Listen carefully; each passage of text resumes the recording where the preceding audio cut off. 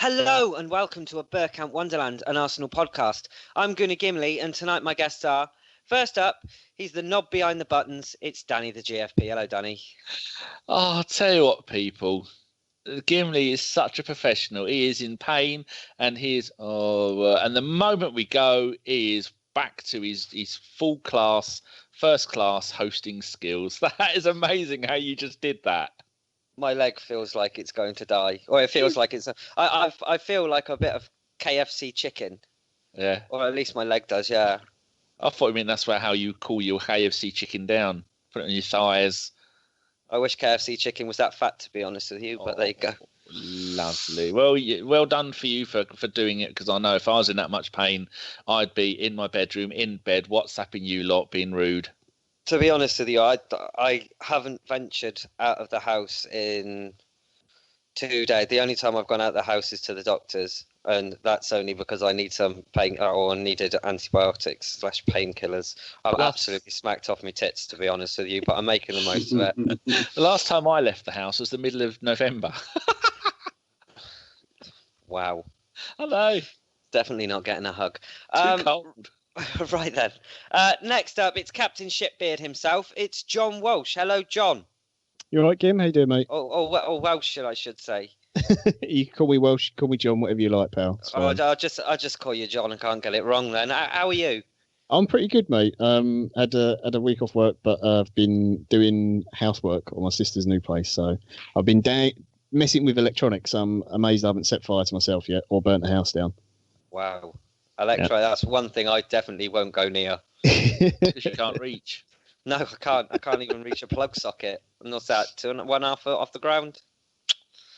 Oh, the joys of being short. Right, next up, everyone's favourite Rev. It's Raj Patel. Hello, Raj. How you doing, Kim? How's things? Yeah, slowly cooking. I'm dying of lurgy at the moment, so get on with it, because you could have your first death on a live podcast in the next hour or so. Man flu, do you know what I mean? It's going to be a race between me and you. I'm popping pills at a rate of knots, and I still got a spliff on the go. Happy New Year to you all, by the way. Yeah, Happy New Year. Happy New Year, Raj. Happy New Year.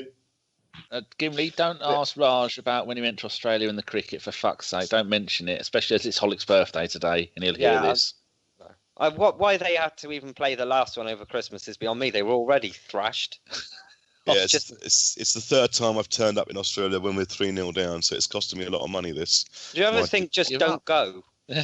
No, because there's a social side to it as well, with 10,000-15,000 English fans out there. It's a good laugh, actually. And Perth is a lovely place. Did you watch it in Perth? No, I went to Melbourne, so you got that one wrong by about 5,000 miles. I've never been to Melbourne. I hear it's lovely. You have an Australia tattoo. I do have an Australia tattoo. It's a very nice place, and hopefully go back there in 4 years' time and see something a bit different. Oh, it sounds like a jet set show tonight, and we'll carry on that theme with our next guest. It's Devon from Atlanta, but not from Devon, this country. It's Devon in America. Hello, Devon. Hello. How are you? I'm terrible, to be honest. But I was about to say it sounds pretty awful. I've heard all about the water bottle incident. You want to see the pictures? No, not at all. it's like a horror movie. Right then, we'll continue on the show by going over to Danny and talking about all the scores across the board, a lone watch, and all of our injuries. Probably a lot then. I'll start off with the injuries. My God, as usual, ArsenalReport.com. It's really good when they do it, because they've got Jack Wilshere smoking. They've got Santi Cazorla, you can barely see the top of his head, and they have little caricatures for all the players. And there's 8 of them on the page. One more, and they wouldn't fit on the page. You have to scroll. Actually, we'll scroll down. No, there's no more there. So we have Giroud. He's been out for 23 days, 2 months to go with a hamstring. Santi Cazorla, it says any day recently, but it's now back up to 6 weeks. Achilles, 449 days lost, and as well as his career, we'll never see him play again. Ramsey has got 4 more weeks to go, hamstring. He's been out for 32 days. Jack Wilshere, I always get the urge to do that in a Geordie accent. I don't know why. Jackie Dubia. No idea. They reckon he could be out for 2 weeks with an ankle injury. Kolasinac is back any day. Ankle injury. He's been out for 11 days. Ozil has got the sniffles or it's not in his contract to play when it's cold or Christmas. He's been out for 3 days. They've put knee. I think they just number wang that and pick whatever the fuck they want. Koscielny, he's had a hip injury. He's been out for 11 days. He's due back any day. And finally, Monreal, he's been out for 20 days with an ankle injury and he's due back any day, which is good because we need him. The under 23s still haven't played since the 15th of December. Fucking hell, that's probably because we're using all their players in the first team. Their next game is meant to be on 15th of January against Man United at home. Others have been playing around us, so we're now down to third in the league. Not that that really matters of league position, because that's not what it's about there. The under 18s went to Aston Villa and we beat them 2-0. Let's see if they can be bothered to have put up the lot. Oh, they did. Someone called Trey, Trae, Coyle. The more I say it, the worse it gets. Scored 2 penalties, midfielder. And double-barrelled in there. We only had the 2. We had a Spencer Adams, and then he come off, so there's only 1. Were you expecting a Lib Dem or something like that from that? Was that what you were going for? Well, Spencer Adams, I think he's going to have to be... that does sound very Lib Dem. Because as we all know, Danny, dead air is a crime, and it sounded like you were fishing. No, I was reading it. I said there's 2 isn't double Trey barrels. the kid who's just signed his first contract as well, professional contract?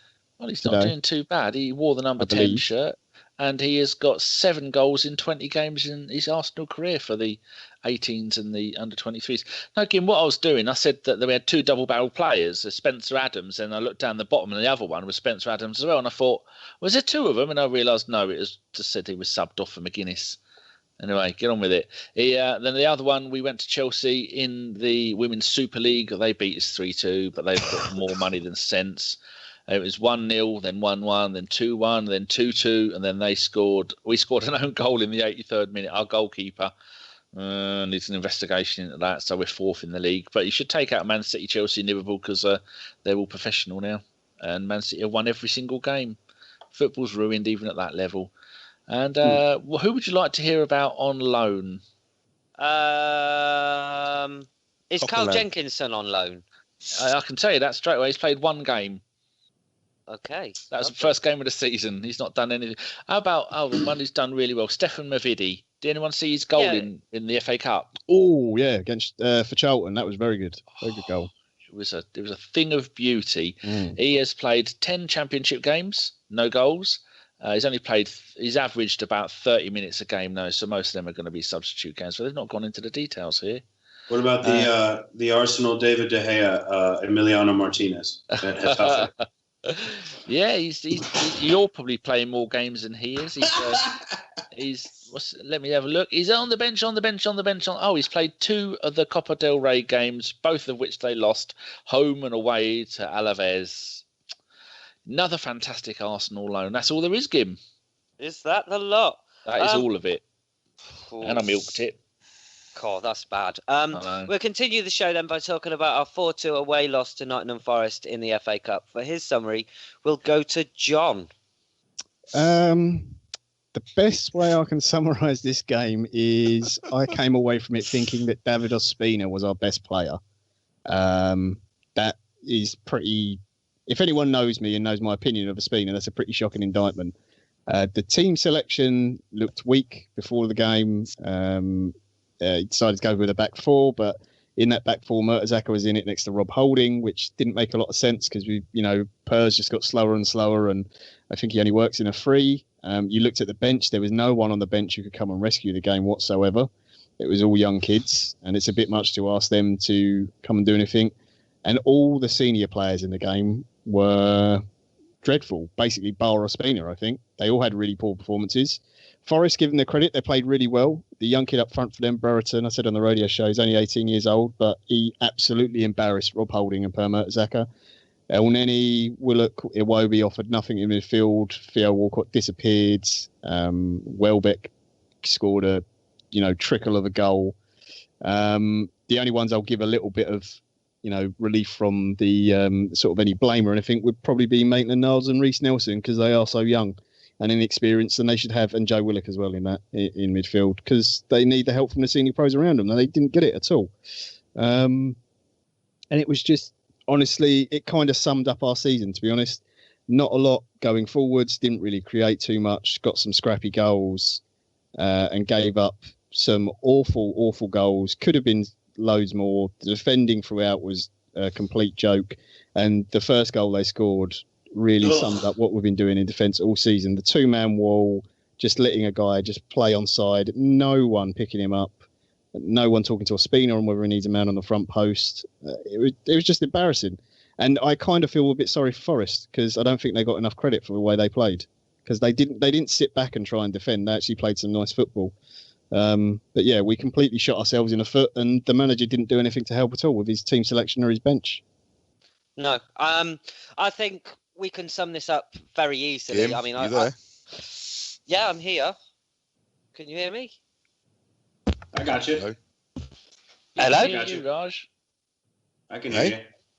Hello? Yeah. You can hear me? Yes, just fine.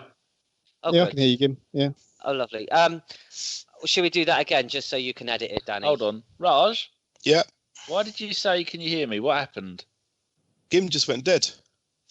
He didn't. That I must did. have been your connection. Did he? He's fine No, now. I don't. Okay. Okay. Yeah. So I'll edit it after John's finished talking. So you all okay, Raj? Yep. You can hear. Yep. Lovely. On you go, Gim. Okay. Right. 3, 2, 1. I think we can sum up this game quite easily. I mean, I sent a tweet before the game saying that you could maybe understand the squad selection, but the state of that bench was a disgrace. I mean, I can read you who was on it now. Right, we got Chambers, Rain Adelaide, Akpom De Silva, Macy Nketiah, and Oze Tutu. Now, Raj, Yes. would you say in that situation, being it a cup game, you know, obviously Nottingham Forest aren't no mugs, that there should have been a little bit of firepower to come from the bench if shit got real? That was the only and biggest mistake that Arsene Wenger did that night. I thought the lineup that he put out was fine against a championship team that hadn't won a game in 7 or one game in 7 games. And the biggest mistake he did was he didn't put some of our kind of power hitters on the bench. He should have brought up Alexis. We're paying him 150 grand a week. He can come up and sit under a blanket for 90 minutes as far as I'm concerned. And because of that, because we didn't have that plan B, we couldn't turn to anyone in that game. We deservedly lost. Nottingham Forest played an absolute blinder that night.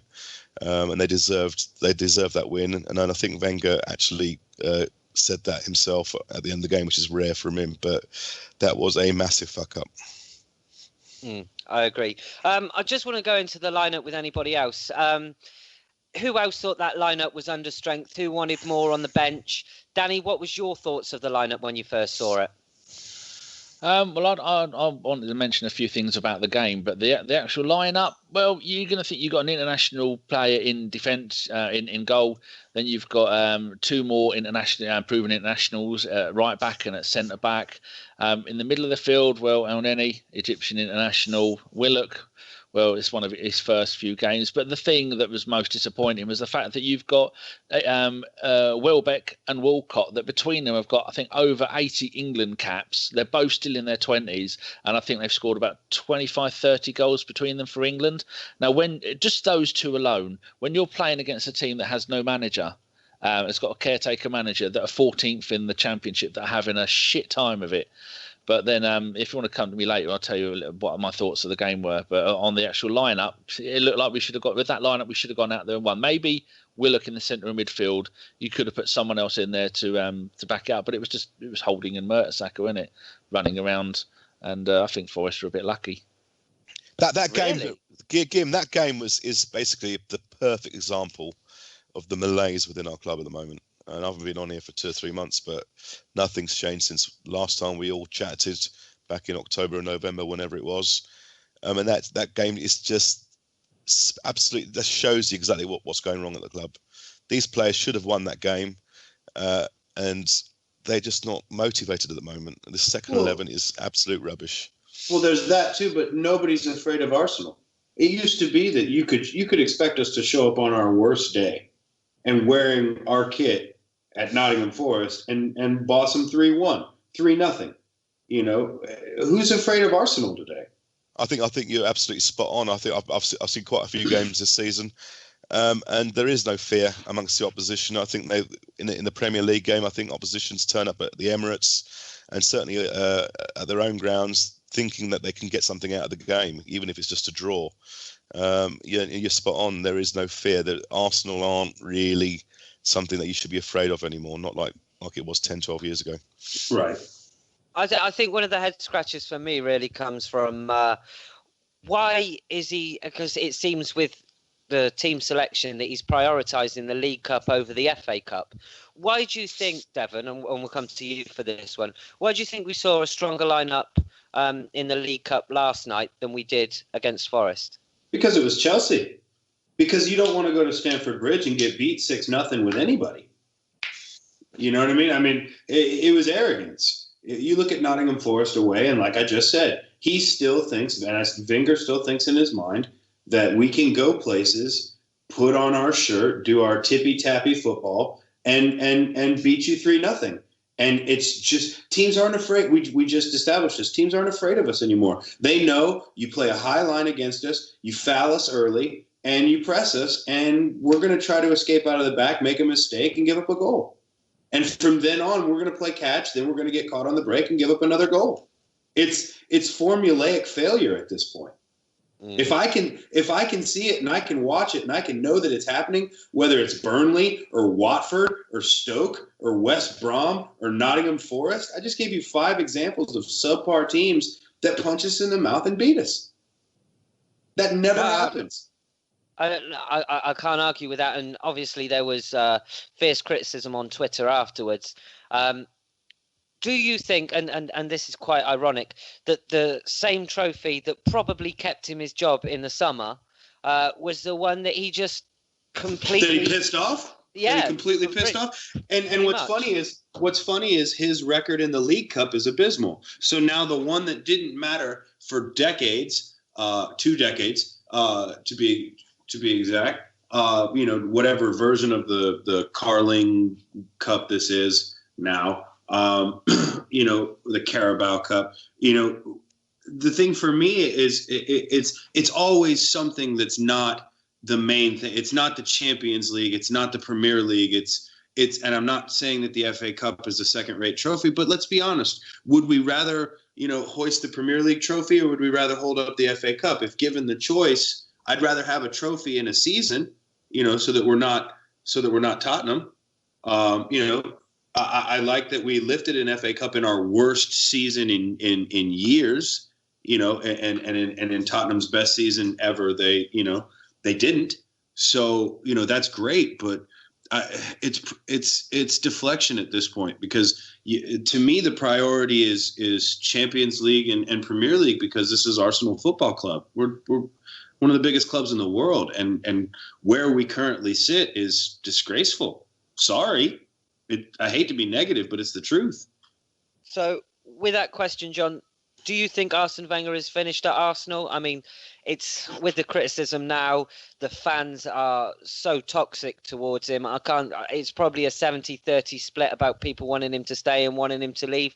Obviously, there's a great amount of respect for him with all of that he's done. But surely now it's got to be time to go, right, let someone else have a go at it. I mean, I've thought that since, 2008, but it wouldn't surprise me at all if he sees out his contract, and it still wouldn't surprise me if he got another one afterwards, because it's just the way the club's run now. I think Wenger's arrogance is one of his great strengths and also his huge weakness, because I think he truly believes that him staying and fixing issues that he's helped create at the club is the best way to do things. There's loads of talk, obviously, at the moment about maybe this is the last season for him, and I kind of hope it is, because, I've fallen out of love with him a long time ago, but the more this goes on, and if it gets worse and worse, it does start to tarnish his legacy. And I think it's the sad thing is that in, say, 20, 30 years' time, people will look back at Arsene Wenger's reign at Arsenal and go, oh, it's amazing all the things he did to the club. He really did help raise its profile and the level of play and the expectations that we all have, because he set that bar. That's why we expect so much from it. But the longer he sort of drags it on, and it's people are bored with even protesting now. They've got Right. so fed up with it. It's now to the point where I It's can't apathy. even be bothered. Yeah. It's apathy, and it's like I said, it's like the losses don't hurt like they used to because it's whatever. Okay, I got something else I'll do. It used to be that, like I said, a win was buoyancy for the rest of the weekend, and now it's like a win is like, that was unexpected, But now it's like when you start to expect draws and losses or draws at home or great results, I don't know. It's time for a change. It's been time for a change. And what you just said about Wenger thinking that he's the one to fix it is the definition of addiction. It's an addict thinking that they can fix something without help, without professional help. It's saying, I don't need anybody else's help. I can fix this myself. Well, no, that's why you're still shooting up heroin. Let's be honest. It's come to the point where somebody's going to have to take him out of his office. No, I agree. Raj, is there anything you want to say on it? Obviously, you pop on now and again, and if you can remember the last time we were talking, we're pretty much having the same conversation. Has your viewpoint changed on it at all?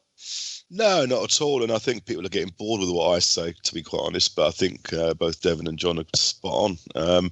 It is time for change. But when it happens, I've got no idea. There seems to be an opinion now over the last week or so that maybe he'll step aside at the end of this season. But I think, again, there is that arrogance and stubbornness which will see him through to the end of the contract. There's a part of me which wants him to stay on for another year for the pure reason we are going to be in a right mess this summer. And I think it's his responsibility to sort it out because we got, Danny will tell you later on how many players are out of contract, maybe 8 players out of contract. We're going to lose Alexis, I think, this month. We'll probably lose Ozil in the summer.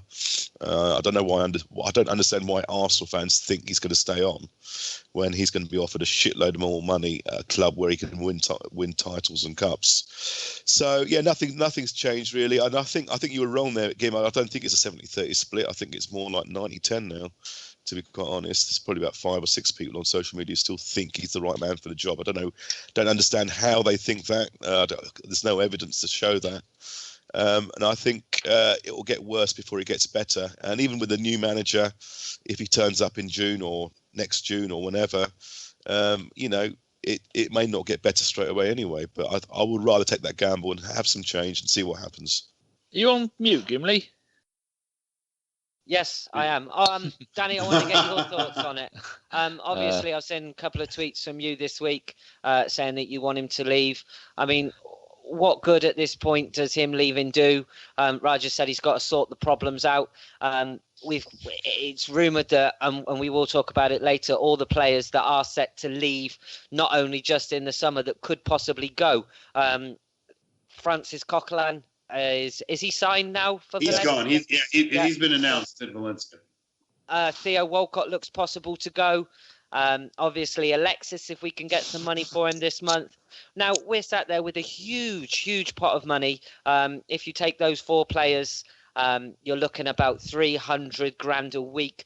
What excuse is there for him not to go out and spend in this window? And do you trust him to do so? I think he'll be gone because they are moving all the furniture around upstairs. I said this on the radio show yesterday that everything has been moved. For years, people have said that he has too much control. Most people know that when we moved to the new stadium, he even had a hand in picking the cutlery and all the other stuff. He has far too many fingers in far too many pies, and which is why he doesn't concentrate on the defending, because he doesn't have time to do the defending. So they're putting people upstairs like old Sven Mistletoe and whichever the other ones that are already there. And I think because they've either they are seeing someone is seeing that he is taking on too much stuff, or they don't trust him to take on the stuff that he is, and nobody knows that nobody thinks he's going to quit, because he's never quit a contract in his life. So I think the plan is to get people in upstairs to take over some of the jobs that he was doing, get rid of a load of the players that because people like El Neni and Debuchy and Coquelin and all these ones, the new manager isn't going to want any of those at the club. So it looks like we're having a little bit of a fire sale, but I'm surprised we're getting so much money for them. And there's been links with Ancelotti coming in the summer, which I think could be a magnificent short-term job, even if he's only here for 3 years, because whoever takes over after Wenger, you have got to be one hell of a manager to not go full David Moyes on this, because it is a poison chalice. It's going to be rough. But if you get someone in the quality of him, Ancelotti, then people are going to go, oh, well, actually, he's won more in the game than Wenger could ever have won. He has won in the last 20, 30 years. He is by far one of the top 10 managers of around the world. And I think maybe just clearing house, ready for a new manager to come in. That's what I hope. But like John said, or Raj said, that I can't see Wenger ever retiring or leaving or going. And I wouldn't be surprised if he does sign a new contract, because everyone knows he should have quit at the end of a high of beating the best team in the country, Chelsea, stopping them from doing the double at the end of the FA Cup last season. That he should have gone, thank you very much and good night, and walked away. But no, he's too big-headed. He should have done it after Hull. He should have done it after Hull. He should have done it after Villa. He should have done it after Chelsea. It's our fault for allowing it to happen. Like it's insanity. Just that, you know, I understand that, you know, you value the legend, but what other club in football would allow 10-2s and 8-2s and it's just you know, like we said, it just becomes apathy. Devon, I'm going to stick with you. With all these players rumoured to be leaving, do you think that this is going to leave our squad seriously lacking depth? Yes, I've said it all along. I think that the playing of youth and the featuring of youth in the Europa League is more out of necessity than looking forward. You know, you're seeing Ainsley Maitland-Niles play now more than he should out of necessity, because we're not going to go out and spend. We are going to sell players. And a lot of those players are high-priced, deadwood, recent signings. So, you know, I think you're going to see the Reece Nelsons and the Willocks and the Eddie Nketiahs. And we're going to have to see a youth resurgence, because Thomas Lemar ain't coming. You know what I mean? Like, Marco Reus ain't coming. Christian Pulisic ain't coming. Like we need to be real. You know, this Mavropanos is this year's Rob Holding. I hope he's better. You know, I hope that he's somebody that can come in and provide you know, relief immediately. But you know, we need Kostas Manolis. We need Mats Hummels. We need, you know, if Liverpool's going to go out and spend £75 million on Virgil van Dijk, you know, trying to qualify for the Champions League just got that much harder. You know, if we don't win the Europa League, then top four is I mean, look at top four right now. That's City's going to win the league, and then it's going to be, you know, Chelsea, United, Liverpool, Tottenham, and us if we can hold on. So. Do I think we're going to spend the money? No. Do I think we're going to play kids and finish 7th in the league? Probably. And I hate to sound negative, because everybody always hits me for sounding negative, but it's just real. I live in reality. And I mean, we try not to be so negative on here, but you'll have to understand it is very difficult.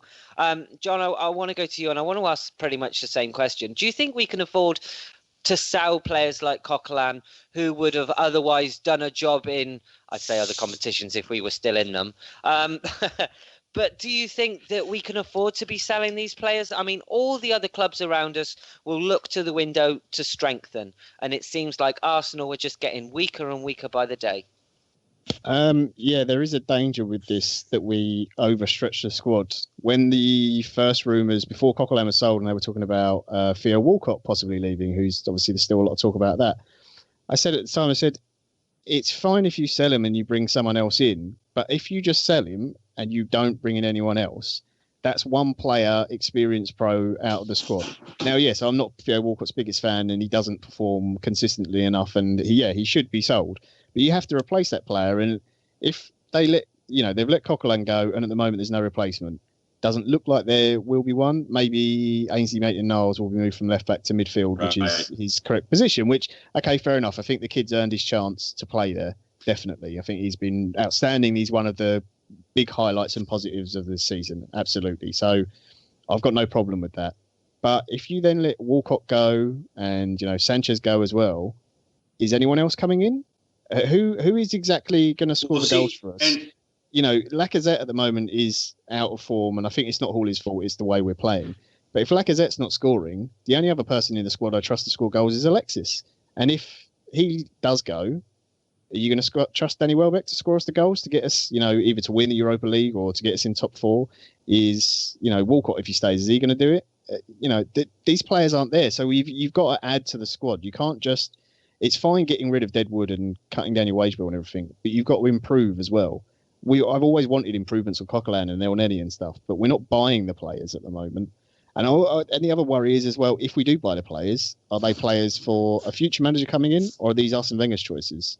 There's so much going on at the club that's not just the manager, but stuff above him. Right. It's just such a mess at the moment, and the squad is as well, and the contract situation with some of the players. That I think Raj is right. Regardless of who you do get in, if Arsene was to go this summer, they're going to have a horrible time of it. There is going to be, it could be United-esque for a few seasons. To your point, as you're saying, how great would it be to have Gabriel right now? Just having a warm body to play center back right now would be amazing. But Gabriel was apparently the one that persuaded Coquelin to join Valencia. So even ex-players are telling our current players that they should get out and they need a move. So I mean, he's giving Joel a call yet to tell him to get out. Yeah, he probably has. Raj, do you have any faith that people will be bought in this window? As we've already said tonight, the departures that look seemingly unavoidable are going to leave us incredibly thin. We don't have a history of buying players in January, and I wouldn't be at all surprised if we don't bring anyone in and maybe sell 2 or 3. We've got this. We're in a downward spiral when it comes to this. It's just all turning into a huge mess. I don't trust Arsene Wenger anymore to buy players that will be of any use to us in the future. And I said on a tweet the other day that we did good business with Coquelin the other day. I wouldn't give him a penny of that to spend this month. And I just don't have any faith in the guy anymore. I used to have a lot of goodwill because of his achievements in the first decade of his tenure, but that goodwill has been seriously eroded away over the last 6 months. And I wouldn't trust him to buy players that would give us a chance of doing anything in the competitions that we're left in. So what you're saying there then is you kind of accept that whatever happens this season happens. Don't give him any money, leave it all to the new guy, and then give him the job. Yeah, I mean, the ideal scenario is you don't give a penny to Arsene Wenger. Arsene Wenger goes at the end of May. We bring in a Ancelotti-type manager and give him a huge budget to try and fix some of the problems that we've got at the club in terms of players and stuff. But it's a long-term project. It's not going to happen in one summer. It could take 2, 3, 4, 5 summers. And John's quite right. It could be that we are going into a kind of United-type spiral. And I feel we should also talk about Iwobi's rumoured drinking before the game. Whether this is a nothing story or not, I don't know. Obviously, I've kind of been out of the Arsenal situation for the last couple of days. But Danny, Iwobi supposedly drinking 24 hours before a game. When you're a professional, it's unacceptable. Well, it depends what era of footballing. If that had been back in the George Graham days, he'd have got a standing round of applause at the Emirates. But it's not. You can't do that. But he is one of Wenger's favourites. If you had to say 5 or 6 players that no matter what they do, they are never going to be dropped from the first team, that's going to be he'd be one of them, because he's one of Wenger's little darlings.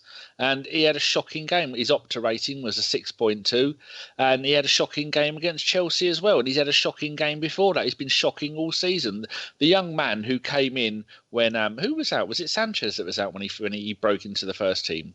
It was someone who was out for the second half of the season, and he came in and he was magnificent. And we thought, like we are now about Ashley Maitland-Niles, that we thought Ainsley Maitland-Niles, you fucking idiot. Was he playing as well?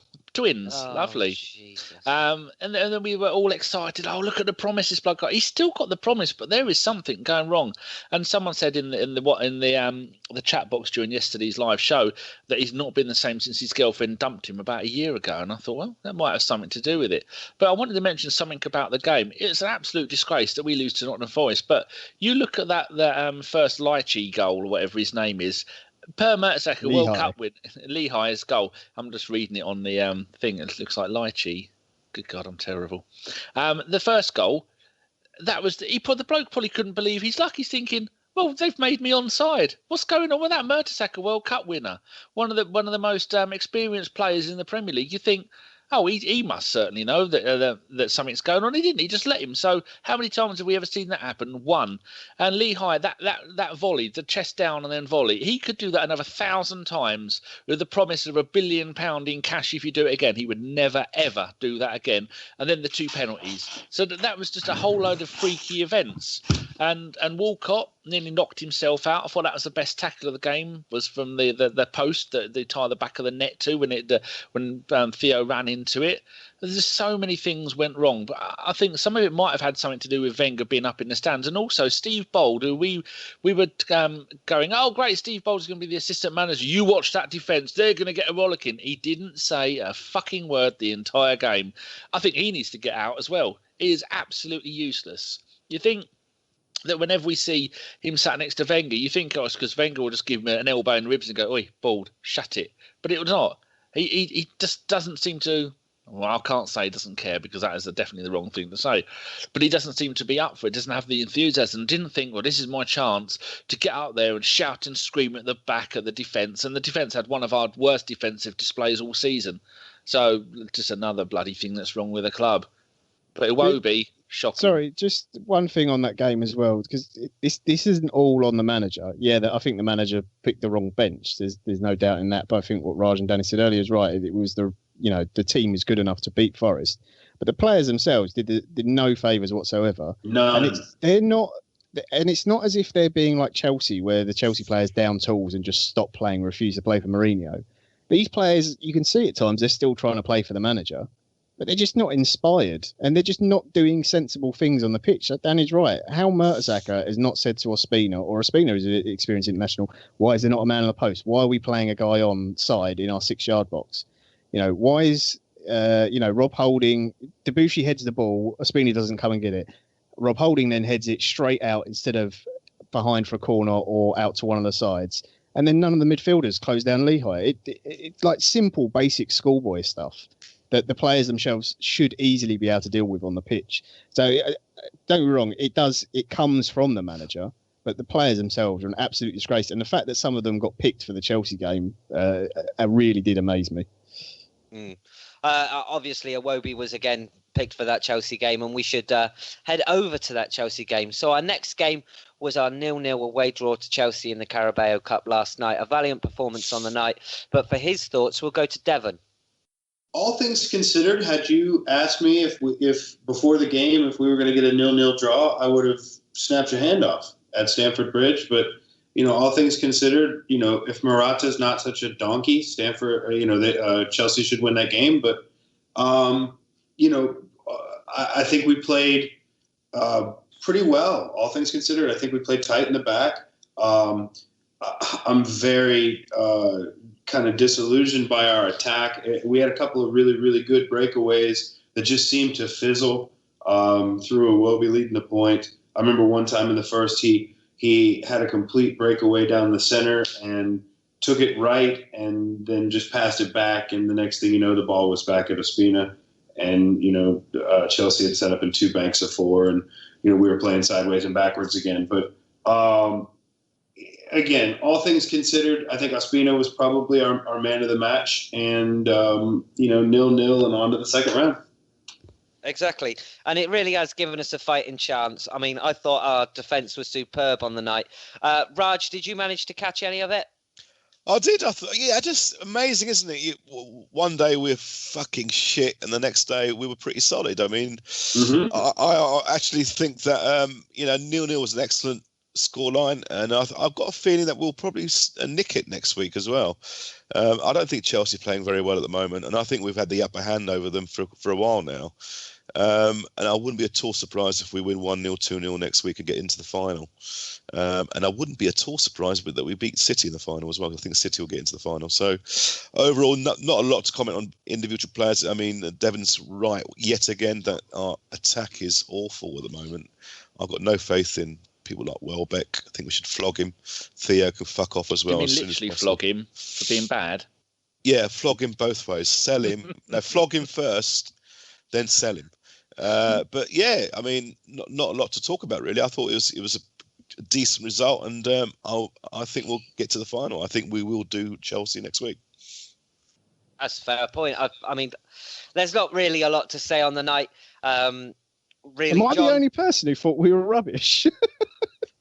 I didn't say we were great. I just said, no, if somebody came up to you before the game and said a 0-0 at Stamford Bridge, don't get me wrong. Happy with the result and like snap your hand off, before the game. I think the team selection showed that the manager wanted a response from the Forest game, but like people were praising Mustafi and the back three and stuff like for their defensive work. Am I the only person who saw Christensen have two completely free headers, completely uncontested, that you put wide, and Fabregas as well? Like, I think Chelsea played. Sorry, Devon. I think Chelsea played poorly. They haven't been playing very well recently. Yeah, I agree. I agree they were bad, but we still gave up really easy chances. Well, we're going to do that every game, mate. We are going to do that. I tell you what, all these 2-2 draws and 3-3 draws we had recently, I watched them from overseas and stuff like that. All my non-Arsenal friends say we are box office at the moment to watch, because basically we are. They say there's always going to be goals in an Arsenal game, and and that's why we are going to be on TV every week, because we may have the ability with Sanchez hopefully still in the team to score goals, but we are always going to concede goals. So a 0-0 draw. Yeah, I'll take that. I'm pleased with the result. I just thought, again, the performance was poor, but it says something about our fans' view on the club now, that in a game where we give up 3-4 really clear, wide open chances, we praise that defensively and say that Mustafi was man of the match. They had 21 ridiculous. shots on goal. Yeah. Shots on goal. And again, and like all last night, all the Twitter I was going, all I saw was good result. I agree with that. Great result. Very, very good. I said that myself. But they're all going on about how good Mustafi was and all the other guys in the back three in the defence and everything. I was like, what game were you watching? Is this the standard of football you want now, that you want to praise that, giving up that many chances in a game to a team, as Raj said, who aren't playing particularly well at the moment? This is amazing where we've come from. I think a lot of fans aren't fussed anymore, John. I couldn't get rid of my Chelsea ticket last week. Could not really. Usually, category A game, you could flog that within 6 hours of putting it on sale on Ticket Exchange. Yeah, it was left unsold. First time ever. And it's great. It's more and more. As more and more people are not going to come to games. More and more people are just not fussed about it. Yeah, you're right. You said earlier on, there's not going to be any more protests and stuff like that. No. Those days are well over. There's this apathy, and going to the game now is more. There's always been a social element to a game, having a few pints with your mates and stuff, but it's now purely social. I think the game is second to the beer. And it's just going to grow, and I'll tell you what, another thing, I know I've changed the subject a little bit, but if you are season ticket holders in this season, will allow you to take a year off and then you can renew again next year. I'd say tens of thousands would do that.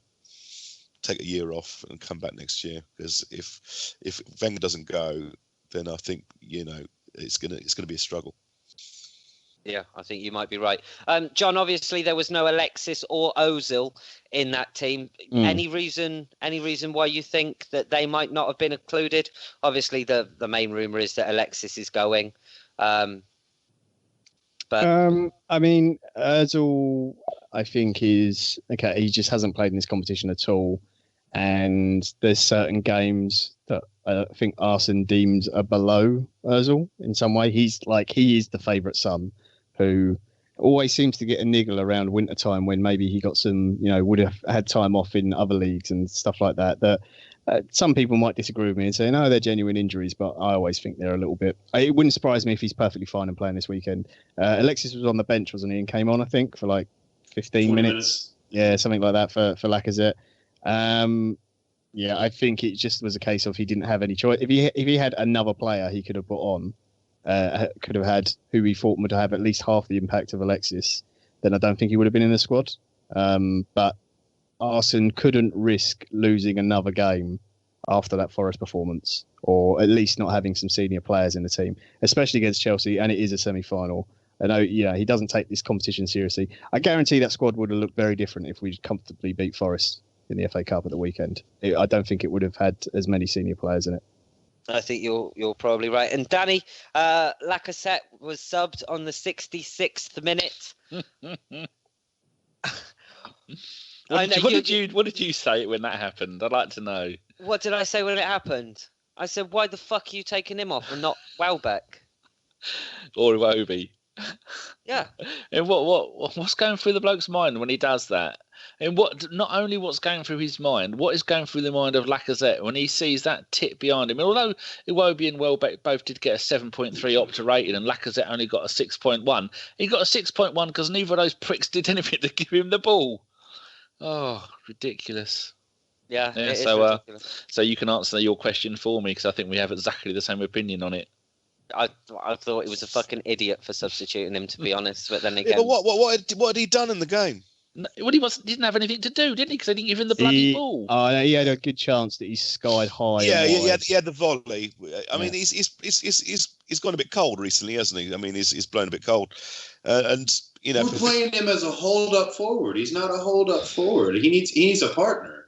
He needs the ball. It's so obvious. He needs the ball to go into the net off his arse, something lucky like that, and then he'll run a huge run. So I wouldn't give up faith in him at the moment, but he's not playing well. So get substituting him.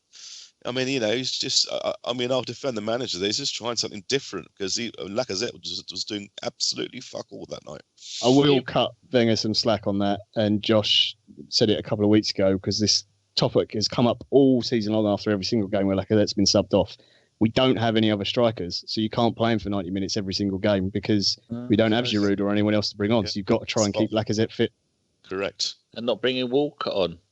Jesus. Yeah. Gimli, what was your reaction when Iwobi broke through ran the entire length of the field, through all the Chelsea defence, and then tapped it at the goalkeeper? I thought it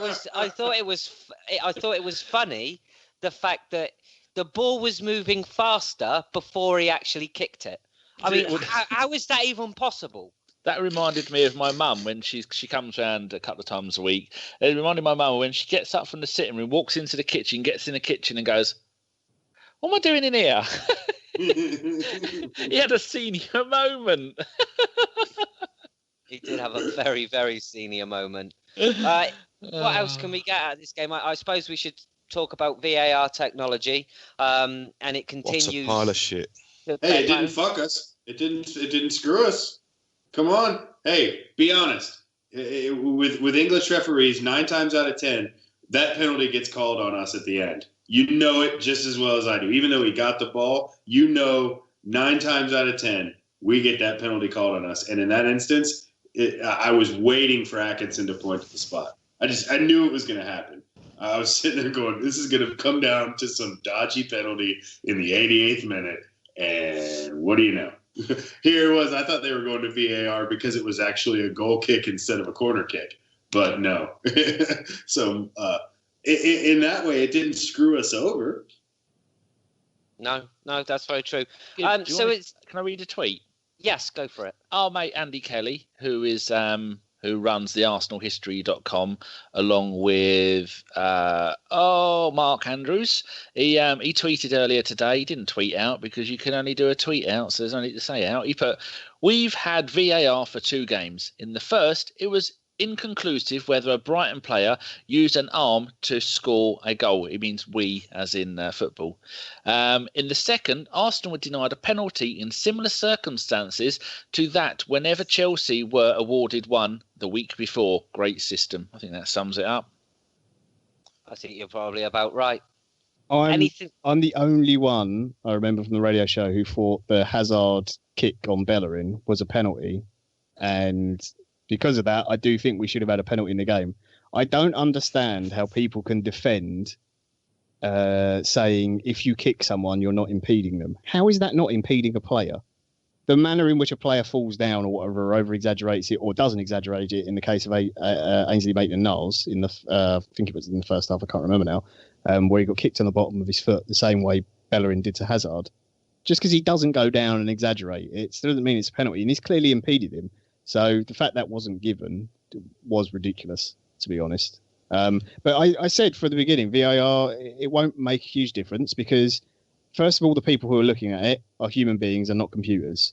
So it's down to them and their interpretation of it and whether they think very, very clear things, yes, will be given. So that kind of stuff. But the stuff that's kind of 50-50, it can go either way. And ultimately, also, even if the guys who are watching the VAR tell the referee this is a penalty and the referee then looks it on the video screen, he can still disagree. It's up to the referee on the choice. We've had it in Italy. Had it in the Bundesliga. The Bundesliga fans absolutely hate it. So I think it's over 60% of the fans want it gone. Don't like MLS it. Don't like it. Yeah, managers don't like it. Italy, it's not been fantastic, and the standard of refereeing in Italy is actually very, very good for most part, except for the dodgy ones with the bribes. But we'll talk less about them. But even there, it's really not gone down well. So I don't think it's going to solve any issues, to be perfectly honest. Raj, I want to come to you. I know you've got a lot to say on it. I hate it. I mean, it's just annoying delays. I think it will make referees lazier. I think they'll take the option of going to VAR more often than not. It'll be like cricket with DRS, where umpires are just basically guys who just keep the game flowing but don't really make any crucial decisions anymore. And I think that's the fear that I've got, is that, we'll spend minutes and minutes of every game waiting for decisions from the video referee. Now, here's my argument against that. When you have the standard of refereeing that you have currently in England, you have to have there's got to be a check and balance on John Moss and Kevin Friend and Roger East and Anthony Taylor and Lee Mason. And the list just goes on and on and on and on. Mike Dean came out today and admitted that he missed the West Brom penalty. How big would it have been to have VAR in that case? That's 2 points lost. How many points did we miss the Champions League by that? I think the league, or whoever's the PGMOL or whatever, have got to address the standards of refereeing rather than using video technology just to excuse all their mistakes and stuff like that. I think it's a long-term project which starts at grassroots football and has to be developed up, creating a big pathway for aspiring referees to come up into Premier League, because some of these Premier League referees, including Mike Dean himself, aren't being challenged and are in the comfort zone. So they know, they might fuck up 1 week and go in the Championship for a couple of weeks, but they'll be back in the Premier League again because no one's really challenging for their spot in the Premier League. And that's the problem. And that's in a lot of there's a lot of UK sports, including cricket, basketball, whatever. There's match officials are not being valued. They're not being trained at club level, at kind of local youth level, and there's no progression. And that's you see it in the number of English refs that won't be at the World Cup. Exactly. There's not enough good referees coming up through the system to put pressure on those referees that are already in there. And if you read that Howard's, whatever his name's, umpire refereeing book, he'll tell you. He said that once you there, it's a little clique, it's a little club, and you can't be shifted until you get old, until you pass that retirement age. So I'm not convinced by VAR. I think it's a cop out. I think it will waste time. Yeah, you're right, Devon. The West Brom penalty would have been in our favour, but I just don't know. I'll wait and see what happens over the next few months and whether they introduce it into more games and stuff. But I've never been a fan of DRS. I'm not a fan of VAR. No, I just wish they would keep it to crucial decisions, red cards and penalties. That would be it. That would be the only thing that I would. If you have the ability to change the game in an instant. And you're allowing think about it, like, a tackle in the box in the 3rd minute of the game where the team's going to play a man down for 87 minutes. Do you want to take an extra 30 seconds and get it right? I do. But it's the number of 30 seconds you take during the game. I think there'll be more and more of that, and you'll see stuff like Conte screaming at the third referee, doing the little TV sign and saying, "Go on, have a look." Well, that's supposed to give him a card. That's supposed to immediately get him. You're going to see that. You're going to see that more often. More managers are going to put pressure on the third referee, even though he's got no input with it into VAR. It's going to be that kind of stuff. We'll see. We'll see. I'm not convinced, mate, but we'll see. No, Danny, is there anything else that you think needs talking about this game? Anything that I might have missed? No, apart from the fact that I'd say I would have absolutely no technical stuff at all, zero, fuck all. But what I would have is 4 linesmen, 2 end linesmen, and 2 referees on the pitch. Just do what NFL do. Look at that. You get away with nothing in NFL because they have referees all over the place. As long as you have some kind of hierarchy of who does what and who does where. But like the amount of times that we've seen a referee on the right hand side of the pitch run down with the play of the game, and as soon as he gets to the halfway line, they have to stop, and then the other bloke takes over. And if something happens on the far right hand side, you're thinking, well, there's no one there to see it. I'm sure that's how it works. It's been that long since I've been to a game. But no, I think we've got everything covered. A bit surprised that Walcott didn't get a run out. Iwobi needed to be taken off, and Walcott. And then you'd think, well, any normal day you go, that's because it looks like we might be selling him. But you brought Sanchez on, who we're probably going to get more money for. Bit worrying. Nice to see Mav on the bench, but a bit surprised that he's ahead of Bilic, who is apparently looking for a loan move to a championship side. And there's one other centre back who's been coming through the youth, who's doing pretty well, and he wasn't there as well, which is a bit worrying. But yeah, no, I think Chambers and Holding, nice to see them do well, because it's good for those 2 players who've had a little bit of grief lately. And Mustafi was looking really good. And I think Ospina has been the man. It's probably been my man of the match if we can have a man of the match for our last 2 games. Because without him, we'd have been in a lot of trouble. Yeah, we certainly would. Agreed. Right, Danny, I think it's about time to go and do some listener questions then, isn't it? Yeah, okie dokie. We've got lots of decent questions as always. Marble, what order I'm going to go is there. It's going to go John, Gimli, Raj, and then Devon, because that's how you are on my Skype screen. So this one to John from Marble Halls TV. Did Wenger actually park the bus at Chelsea? Does this mean he is actually changing his ways? No, I don't think he parked the bus. I just think Chelsea had more of the ball and we couldn't win it back particularly well. We were okay, I thought, until Jack went off. I thought we lost a little bit in midfield then. But no, I just think it's a natural thing. It's an away game, and the run the team's been on, and especially in particular our away form, the players themselves, it comes across they're going to be a bit more timid and sit back a little bit more, and they know they're getting exposed. And obviously, previous from the league game against Chelsea, the amount of times they just knocked a ball over the top of our defence just for Morata or Hazard to run onto.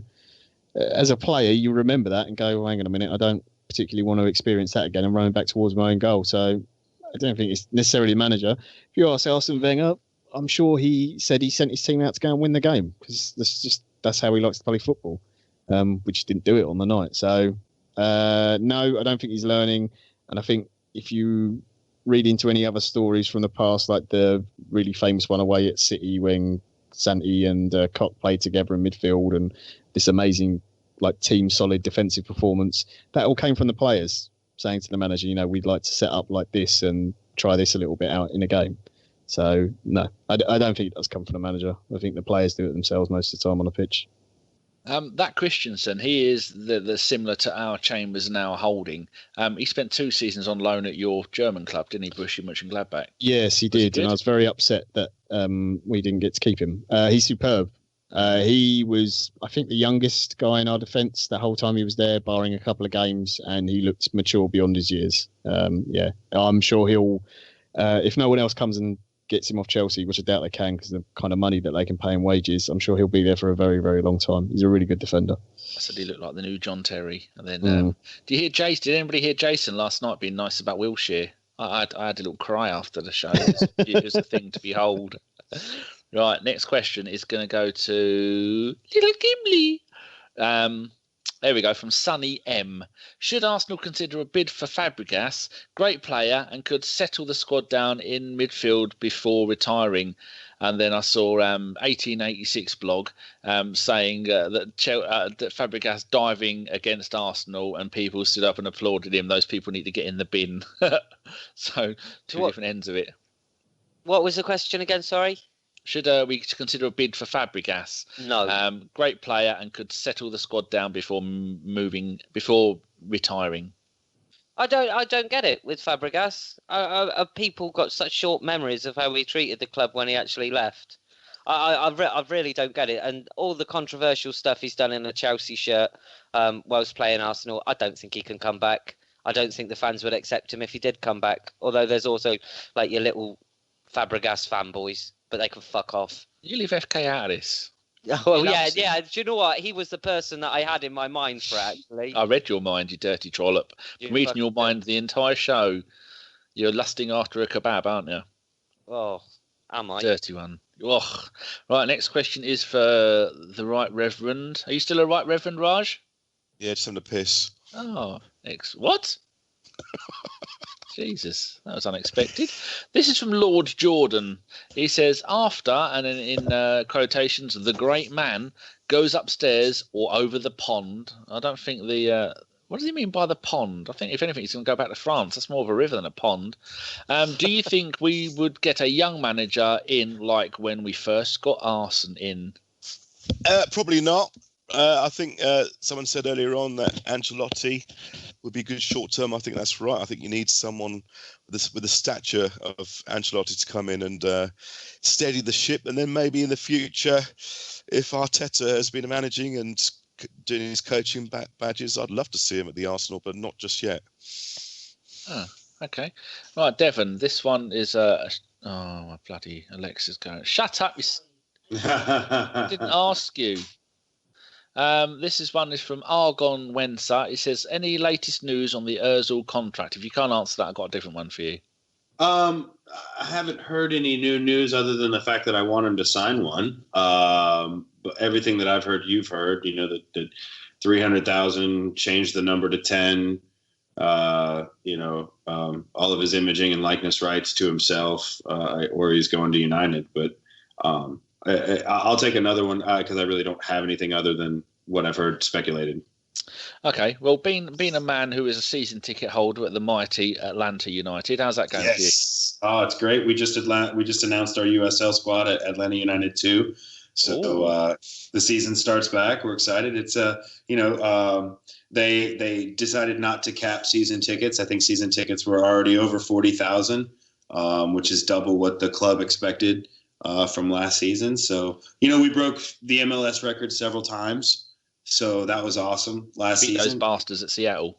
Yeah. Well, we tied them. We didn't ever. We only. No, I mean for once, attendance. So. Oh yes. Yeah. We broke the attendance record, and it's great. It's awesome here in the city. Everybody loves it. Oh, good. So that's the only thing keeping your love of football going. So, as you see, you watch a lot of football in 2 different countries. This one is from Nicky W. Nicky Wilson. He says, what simple rule changes would you implement to improve football? Now, you can't say having 4 quarters like they wanted to have in the old NASL days, and you can't say having a penalty shootout from 5 different positions on the pitch. What other things would you go for? I've got a very simple one. I think head injuries shouldn't cost you a sub. I think if somebody goes out with a head injury, say again? Like a rolling sub. Yeah, like one rolling injury sub.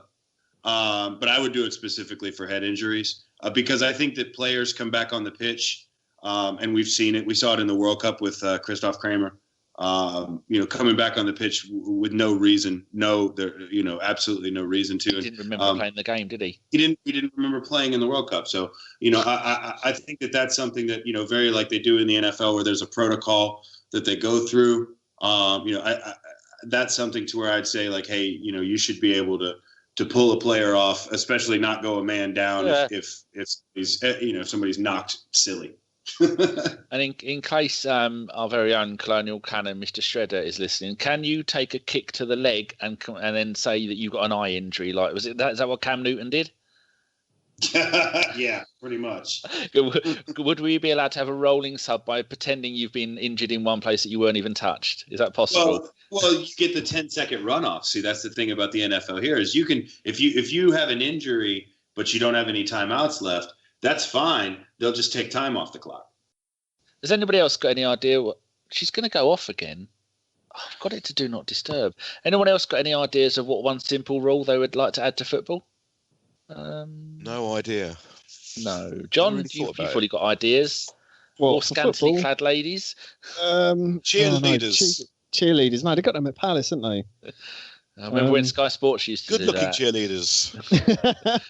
I think we should have cheerleading men in case for the Raj, ladies you have in to have, football. yeah, you'd have to have cheerleading men for the ladies that go to football as well. There's a lot of ladies at football. So. Yes. I'd quite like to see the referee have a microphone so you could hear what was being said within the game. Live. And also, have you noticed that Rugby style. That's so awesome. I love that. I want to know, back when we got our Jumbotron, we weren't allowed to show the game live, and we're still not allowed to show the game live at the Emirates. But Crystal Palace, when we were playing them, they were showing it live. Loads of teams show it live. Why aren't we allowed to? Or do we choose not to? Anyone know? Choose not to, probably. I know we weren't allowed to with the Jumbotron. Probably. But yeah, the mic'd up refs would be interesting to see how long it would then take for players to stop swearing at referees, which is supposed to be a bookable offence anyway. Or just to see how stupid footballers really are and if they just keep doing it despite the fact they know they're being recorded. It'd be hilarious. But how can that be a problem when literally on MSNBC, or not MSNBC, NBCSN here in the States, they set their booth up behind the every single week you get, God damn it, Danny, fuck off. Well, you hear every single week. And you hear the guy, Arlo White always comes in and he's like, we all have to apologize for the excitable fan behind us, but you get the people here like their sports. It's just like every week you figure they put him in a different position. It just makes me think of that. Was it, Raj, you'll probably remember, was it David Ellery and Tony Adams? Yeah. That game, wasn't it? There was the recording of. And and Tony Adams sounds like a little kid really whinging, doesn't he? Yes, I'd like something like that. That would be that'd definitely be interesting. And how long before we're allowed to have earpieces for the players so they can get the managers' tactics and stuff? I think that should be allowed as well. And then but we were allowed to hear in it now because then Chelsea would know what we're doing. I say Chelsea because I'm just looking at the Chelsea page. Microphones on the referees will be quite interesting. Yeah. Yeah, to see what they're saying. It's like in rugby. To see Fuck the me, reason. is he listening to the podcast, or am I hallucinating that I said that? He's just agreeing. I can't hear everything you're saying, Kim. Oh, he's not did you well. just say that? Okay. Honestly. Remind me why I turned up. Right, next question is for everybody. A combination of from Midas 34 and Keep. Midas 34 says Wenger in or out, so everyone can get a go on that, yes or no, in or out. And Akib says, do you think it's Wenger's final season at the club with all of the backroom movement? So, John, Wenger in or Wenger out, and is it Wenger's last season? Wenger out if you really want me to say it. I hate saying it. I hope it's his final season. Okay, Gimli? Wenger out, and again, like John, I really hope that it's his last season and he chooses to do the decent thing and give it to someone else. I really do. Raj?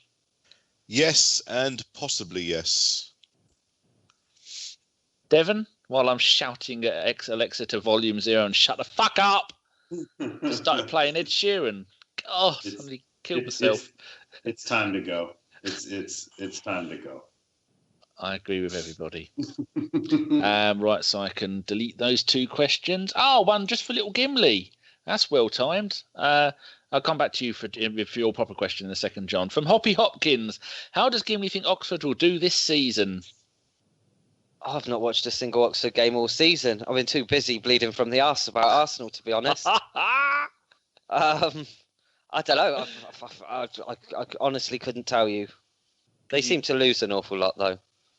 Should they win more? Probably.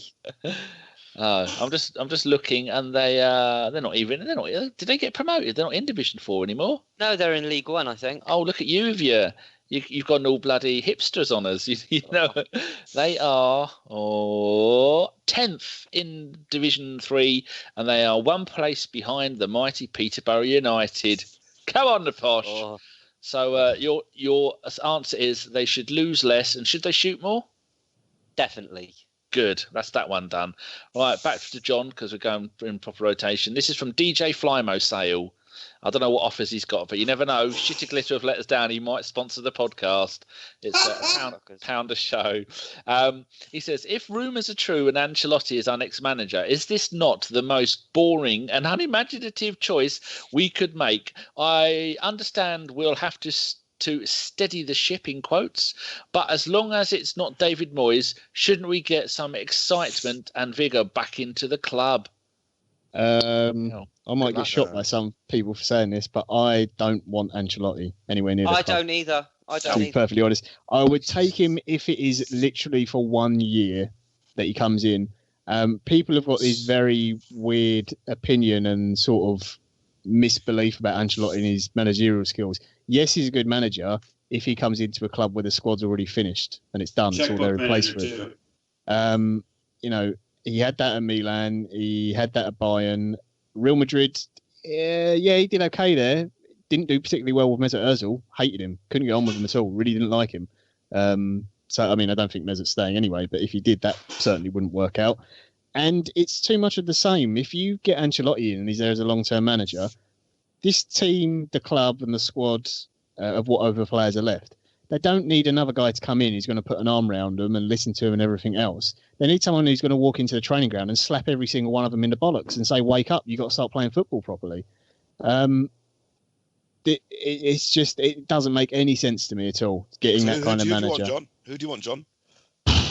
Honestly, I don't know. I mean, my first choice would probably be someone like Simeone. I'd love Nagelsmann as well, although the likelihood of getting him is very slim because he's probably going to Bayern Munich. Say that name again. It's Nagelsmann. Nagelsmann? Never heard of him. I thought you were sneezing. The German guy, you know. He's at Hoffenheim. Oh, right. Hoffenheim are doing wonders at the moment, aren't they? Yeah. Is it Hoffenheim? What about Allegri? Allegri, I wouldn't take now with the squad in the state it's in. Again, he's much like... He'd do better than Arsene, I think, the squad of players we've got. But he's like Ancelotti. He needs a finished squad. The thing about Ancelotti, and shoot me down if I'm wrong, it doesn't seem like he improves players. Do you know what I mean? Yeah. There doesn't seem like... I've personally, I believe his whole tactical game is based on the fact that he's got a good squad of players, not the fact that he's any kind of genius tactician. No. And I think you need someone that's come into our club that is A motivator, B, who's someone that knows tactics and set up a team up properly.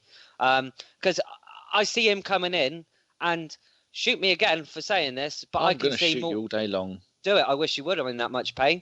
The painkillers have kicked in, though. You can tell. Woohoo! He's back. He's back. But I think if you put Ancelotti and Arsene Wenger hot seat, I think you'll get as many years of the same as what we've got at the moment. Yeah, I mean, there's other managers. Jardim. Jardim's a great name. You've got Sarri at Napoli, who's been there quite a long time, who doesn't look like he's ever going to quite break Juventus in winning the league. But you watch Napoli, they play what Arsenal were famous for. At least if you didn't win a game, they'd be exciting to watch. We're dreadful to watch now. It's not even fun to watch us anymore. You go and watch Napoli, they've got they've got the best defensive record in Italy, and they're the most exciting team to watch. And I've also heard so many people say that Ancelotti doesn't scout teams and do his homework on the teams that are upcoming. I mean, how many different styles of football are in the Premier League? You're never going to set the same team up week in, week out and get a result. You've got to change the team to suit who you're playing. Like Stoke play different from a Chelsea, who play different to a West Brom, who play different to a Liverpool. There you go. I would basically the way it's I take Ancelotti for a year if it's a stopgap into getting whoever the actual manager is because he's running down a contract somewhere. Like Chelsea did with Hiddink. Yeah, something like that. That's fine. I don't have a problem with that. But long term, I don't want him. And honestly, I would even take a young, unheard of manager. I just want Henry? something different, So no young Lenny Henry. No. See, like even someone like who's the guy at Watford? Marcelo or Silva. Yeah. Marco Silva. Yeah, people will look at him and go, oh, you can't do that. So you're going to have to take a gamble at some point. There aren't that many top tier managers of the the kind of age that we want to maybe get someone and be long term. And the other thing as well is whoever comes in, they're not going to be there for 10, 20 years like Wenger. You most likely get one for like 4 or 5 years and then another one. So it might be less the manager having a vision for the club, and it might be more Sven Mislintat and Raul Sanier, I think that's how you say his name. Those guys might be the ones who have the vision for the squad and the club going forwards, and you just have someone in just to coach them on the pitch. And what you just said is magic, and I wish fans would take more of that to heart. Like, what we have now is archaic. It doesn't exist.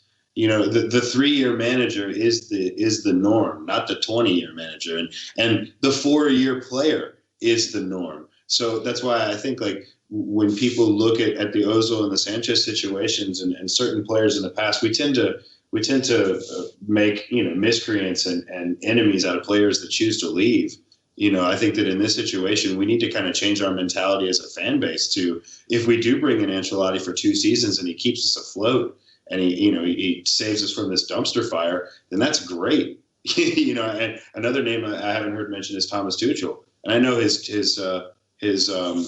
tenure at Dortmund wasn't the best, but he and Sven Mislintat are thick as thieves. So that's something else. And going German wouldn't hurt. I don't think they get on. I think they Mislintat and Tuchel had a disagreement, didn't they, before he left? Maybe I read that wrong. I thought they were close. No, I didn't think they were. You got any views, Raj, that don't involve pizza or Ferrero Rochers? I think whatever manager comes in is going to have a really hard time of it. So you're just going to have to give him time, to be honest. And I think Devon made a very good point that yes, I think players are only on 1 contracts now for the foreseeable future. You get a player in for 4 years, he's going to fuck off after that and go and get more money somewhere else. So I think we need to get used to that as well. So these players who sign on for 2-3 contracts, maybe those days are dead now. Mark Hughes needs a job. Bouncer. Spurs wanting Could we somehow roll Hughes and Pardew and Allardyce into one, like an Aller Hughes or a Huber Dice or something? Alan Partridge, not. I'll tell you why I want Ancelotti. Right, when he started at Reggiana, a year. Parma, 2 years. Juventus, 2 years. Milan doesn't count. That was 8 years, but that's where he spent most of his playing career. Chelsea, 2 years. PSG, 2 years. Real Madrid, 2 years. Bayern Munich, 1 year. And after all that lot, he's got like a 59% win ratio. And he went into Chelsea doing exactly what we want him to do here. He won the Premier League, the FA Cup and the Charity Shield. He's won the Champions League with Real Madrid. He won the League and the Cup with Bayern Munich. He's won the Super Cup, the World Cup, the FIFA Club World Cup, not the bloody World Cup. Yeah, but you got to look at the squads that he had, Danny, compared to the one that we've got. He is going to be attract players to the club, and he will turn them around because everybody knows. Also, every single one of those clubs, including Chelsea, all work on the continental model where they have a football director and he picks the players. Got now, isn't it? Yep. That's what they're building towards. Yeah, but you've got to then take all. The problem is that our squad isn't even halfway to the level of the ones that he had. The one he just had at Bayern. So yeah, but you've got to buy so many other players to bring in, and then they've all got to be integrated. I just don't think it's going to work. Well, that's why I think you work better with a younger name or somebody that can. Because face it, we're going to have a budget, and we're going to have budgetary constraints, and we're going to have we're going to have that issue where we're having to sign Mavropanos's and Mavropanos and hope that they turn into first team players. Every time an Iwobi fails or Wilshere gets hurt, that kills us because we're so reliant upon our academy. Whereas somebody like Chelsea or City or United just say, "All right, fuck it, we'll just go buy somebody." We just don't do that, and it's frustrating as all get out, but it's reality. I'm just looking at when he took over Chelsea because that's kind of relevant. He bought Ross Turnbull from Middlesbrough, Daniel Sturridge from Man City, Zirkov from Moscow for 18 million. And Matic for 1.5 million, and that's all he bought. But I do know that when he turns up, he will turn up with a wheelbarrow. He will say, "Fill it full of cash. I will manage your team, and I don't really give a fuck about you or your club." And then I will leave when I've had enough. He won't have a list of players like targets or anything. He's always been at clubs where that's all done for him. Yes, that hopefully is the case now at Arsenal with the new guys in the backroom appointments and stuff. But it's going to take time to improve on the squad we've got. And you also look at the reception he got, only being at Bayern Munich for a year. Yes, he won the Bundesliga, but you look at the way he's left Bayern, the fans, the board, the players wanted him out of there straight away. They really did not want him at all. And I'm not saying, no, we are not Bayern Munich, but we should at least be trying to aspire to be somewhere close to that with the amount of money we've got. In his second season with Chelsea, he bought Fernando Torres for 50 million, killed his career. He bought Luiz and Ramirez for 18 million and Benayoun, the Arsenal legend. So, yeah. But I think I quite like him because the most important thing is whoever comes in after Wenger is not gonna have a good time with it. So you might have someone who's a proven manager for 2 years or one season, and then get someone else in, and maybe make it a stipulation that whoever he's got to bring in an assistant manager, and that could be the person. That sounds like it's going to be organised. That's never going to happen. Why don't because whoever comes in, we're all predicting is probably going to fail horribly and get absolutely ruined. No one likes Mourinho. I was just about to say we could kill Jose's career. We could literally absolutely ruin his career. Just bring him into Arsenal for 2 years, give him the squad and the mess we've got, and he'd just be finished. I mean, he's doing a pretty good job at United at the moment with the amount of money he spent. But I've got some breaking news from Chris Carpenter. Go on, do you want to hear it? It says it's from Chris Carpenter. It's actually from JC Davies, but it says, John, tell them Chris says Aubameyang is 90% done. I haven't asked him, but it's probably fine. I'm sure Chris won't get any trouble on Twitter. So go and tweet Chris, everyone. Oh dear, he could just, some of the times in that fannies group, he could just make up names and we'd go, oh, he sounds brilliant. Didn't some news organisation or someone make up a player's name and it was all over the place and it didn't actually even exist? Chris could do that to us every day and we wouldn't know any better. He tricks me. I'm sure he tricks me every day with that. Yeah. Did you see him come in the group the other day and he said, I can tell you boys that Thomas Lemar to Arsenal is it could happen, minimum of 70 million, but it's between us and Liverpool. And I just put, well, that's no. He said, but Liverpool are out of the running until they bid as much money. And I just put, well, that's him to Liverpool then. Yep. Lamar to Liverpool. He's adamant that he wants to join Arsenal, Thomas Lemar. I can't see it. Why would you want to join Arsenal at the moment? Why? Mates with Lacazette, apparently. Oh, that's it. Let's just get in everyone from Leon as you well. Want to join Arsenal? We can't offer him anything.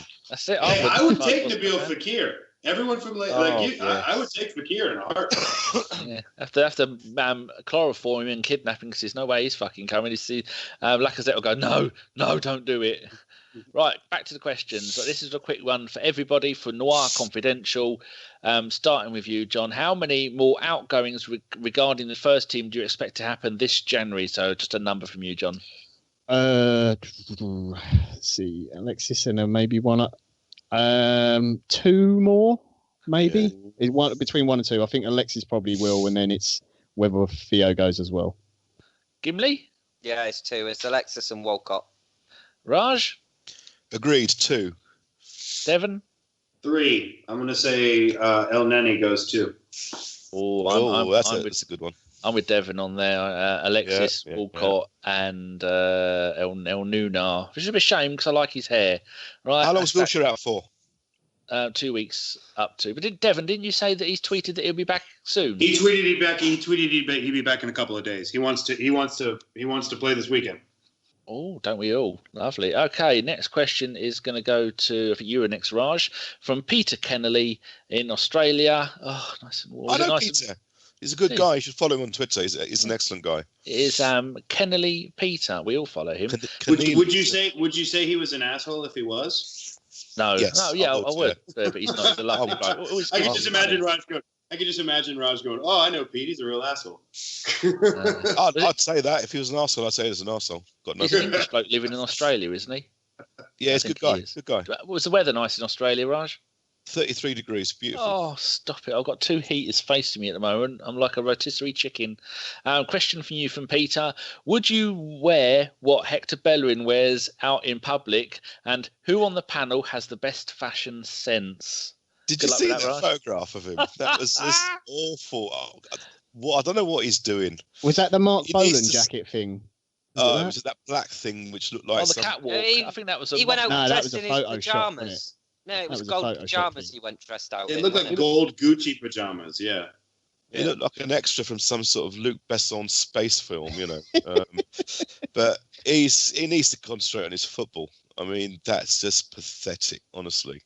It's, I mean, he can do what he wants, I suppose, in his private life, but don't you just know that he's gonna sign a deal with Gucky, and then he's gonna be on the catwalk for them next year, and all of a sudden he's gonna be another one of them that social media has destroyed him, and he's gonna be a full-time model. Ljungberg used to do that, didn't he? Freddie did it, all the modelling and stuff. He was good looking though. Big package.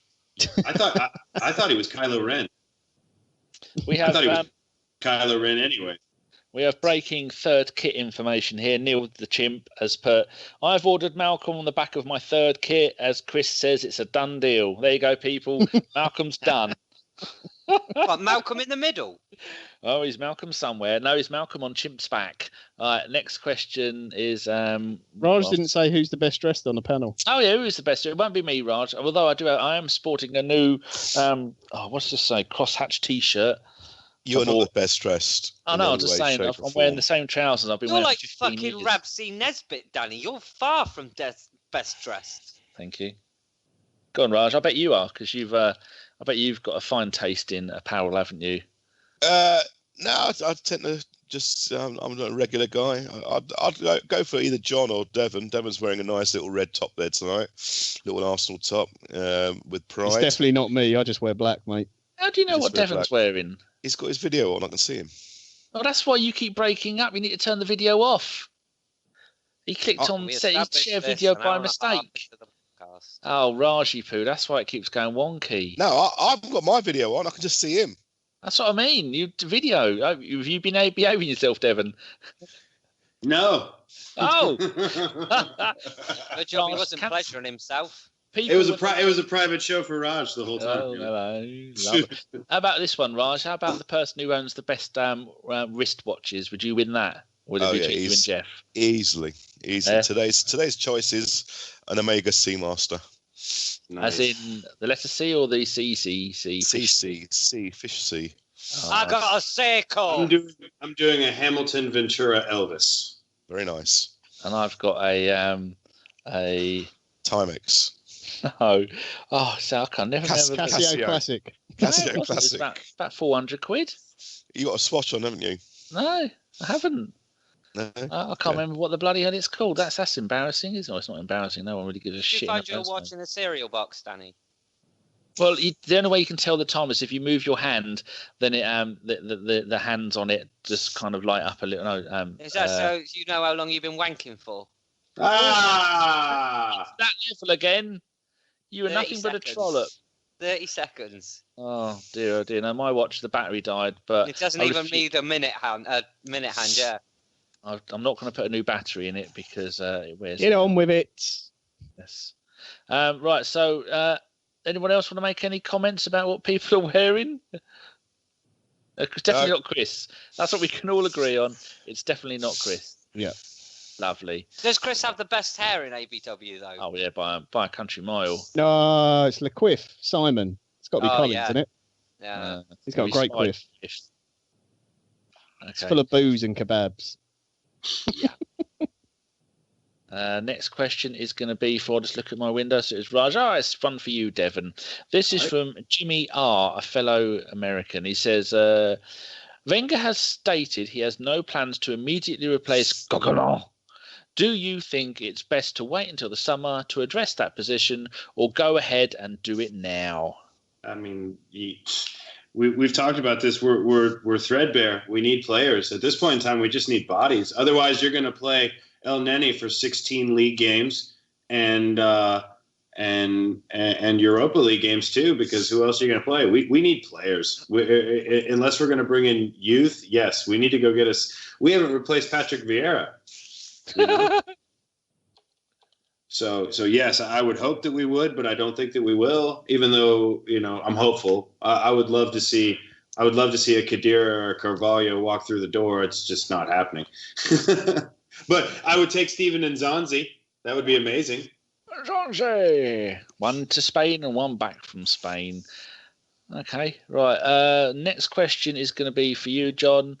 From John West, known for his fine tuner.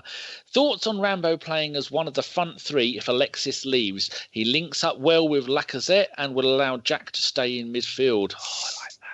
I like that. Yeah, We're so desperate, aren't we? We are so it's not desperate. it's not his best position, but what have we seen from Aaron Ramsey for his entire Arsenal career is he's played just about every position bar goalkeeper, I think. Do you remember the games where he used to end up like he played for so long on the right wing and then he ended up playing right back for like 20 minutes at the end of the game, and you know that he'll do it and he'll work his hardest there. I think it nullifies a little bit if his late runs into the box. But what it would give you is a little bit more defensive stability because you know he's going to track back and help out. So, yeah, give it a go. I'd rather see a natural player to actually play there. You know, someone come in for Alexis. But if we don't get anyone, then you're going to have to try it. But again, it just goes back to what Devon just said. That stretches the squad. That's a player who should be a centre midfielder you're using in a wide position because you haven't got enough players to play there. But, yeah, I can see Arsene do it. It's not like he hasn't done it before. Do you think we should... Go on, Devon. No, I was just going to say I could see him as a center forward. I've said for years his instinct has always been to attack. The fact that he has an engine actually ends up being his worst enemy because he runs himself into injury. Imagine if you could just sit him on a center back and say, you know, you're going to be a hold up forward. I think that Aaron Ramsey as a hold up center forward could have the transition.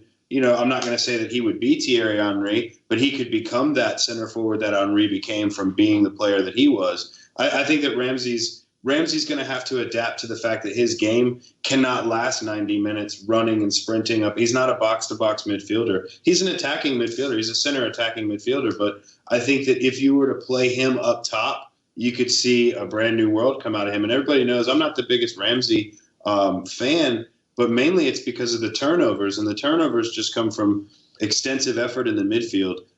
If you put him up top, I think it could be a brand new game. It would be like a new signing. Do you think that us Arsenal fans are holding on for those 2 seasons, 13-14, 14-15, where I'm just looking here, he played 83 games, scored 29 goals and got 18 assists. Do you think that we are constantly trying to find the position that he would do that again in, and do you think we should give up doing that? Of course, he was a £50 million transfer target for Barcelona too, if you believe the papers. You know, those 2 seasons were peak Ramsey. You know, and the thing about it, he was great in the World Cup too, and that's what really I think got everybody. And in the Euros, and you know, he really gets everybody hyped in the competitions where he plays his best positioning, which to me is either center attacking mid or, you know, something in the box. He scores goals, but he gets hurt when he has to do all the defensive tracking that he has to do for Arsenal. So, you know, it's another what is his position player, just like we had with Alex Oxlade-Chamberlain. You know, what's his position in this system? Well, what is this system that we're playing right now? And it seems to change as we go. You know. Because that season, 3 of those goals, those 2 seasons, 3 of those goals were for Wales, and yeah, it'd be nice if he did get back to that kind of form for us. It would. And for you, Jace, if you're listening, we're thinking about you. Well, look how poor our form's been since he's been out of the squad. Since he's been injured. Yeah. Well, there's no creativity. Yeah. There's nobody that there. And if you notice, and I've mentioned this a couple of times, it's like when we get into the attacking third, they just stop. Like they stop moving. It's almost like everybody's waiting for somebody to just do something amazing, or for Xhaka to, you know, shoot from 40 yards and amazingly put it in the upper net. Like there's just no creativity, and there's nobody out there that's going, all right, fuck this, I'm taking the ball to goal. Let's go. Follow me. There just isn't that guy, and you know, recently it's either been Ozil or Ramsey. And 1 win in 6 also. That's quite telling, but 4 draws those. Yep. Right, next question is going to be to who's next? It's you, Gimli. Are you ready? Yes, I'm ready. Right, from Duncan Burnett, he says, with rumours of Arsenal giving low-ball contract offers to the likes of Wilshere, Ramsey, Welbeck and others, do you think we will be left... Who do you think will be left come next season, and how many players will we need to replace those who leave? Good luck with that one. To get your crystal balls out. Yeah. Well, there are rumours that Welbeck isn't interested in negotiating with a contract. There's rumours that we've lowballed Jack. I honestly don't know who's going to leave. If it brings out I don't think Welbeck's good enough. I'd like to see Jack stay. I thought Ozil would stay, but clearly from this podcast tonight, it doesn't look like he is. Alexis is going to go. Like we've said tonight, I just think that there's such a hard job in place that we've almost not willed the guy to failure, but almost accept that the guy that comes in next is going to fail at his task. But I think it's to turn Arsenal round from even how they are now would take 5 years minimum. And I couldn't even put a price on how much money we're going to spend because we're not going to get anything for Ozil. If we get anything for Alexis, it's going to be absolute pittance. And you forget they're two big players that to replace are going to cost 50 plus million, plus addressing all the other players that we're looking to sell. So it does seem like there's a hard job in place, but I couldn't tell you how many is going to leave or for how much, or even if anyone new is going to be bought in. And look at the market. Look at what we paid $42.5 million for Mesut Ozil. We paid $35 million for Alexis Sanchez. What are they worth? Well, if we were to purchase them at this day and age, players of that age are 130, 140, 145 million for Philippe Coutinho. I mean, seriously, we got steals and we're going to lose them for nothing. Yeah, it is very true. We're coming to the end of the. Oh, it's going off again. Coming to the end of the questions. So just want to say thank you to all the people that sent in the questions. Just seeing if there's any here that we. Jonas, he sent us in a question we didn't have time for. Josh Robinson, 87, Dimitri S, and Alex. Thank you very much for all of your questions. Again, we've just got one game to do predictions, which is Bournemouth this Saturday. I think it's a 1:30 kickoff, so I will not be awake. And it's away from home. That's absolutely terrible. I know. The predictions then. Bournemouth away. I'm going 2-0 Iwobi just for shits and giggles. Danny. I'm going to go. They're terrible. I'm going to go 4-0 and Laka hat trick. You heard it here. I'm Beautiful. delusional. Raj. 1-0. First scorer. Oh, I don't know who's. Don't say Coquelin. Mertesacker. Oh, for fuck's sake. John? I'm going to go for 2-2, and who's that bloke who plays up front?